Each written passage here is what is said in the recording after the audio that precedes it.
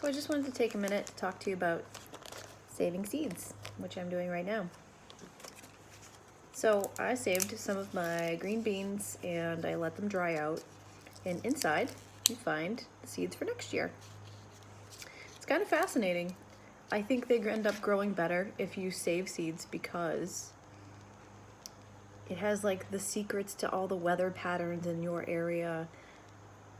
It's almost like this seed has become well adapted to how things grow in your garden, and that way you get a better plant for next year rather than planting seeds that have never grown here before. It's like it just takes everything from the environment and locks it into this little magical seed. I find that fascinating, so just figured you should know.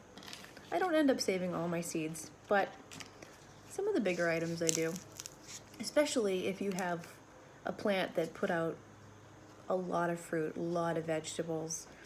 I just consider it beneficial. And that way you don't have to buy seeds too. They're free, they're in there. So, happy gardening.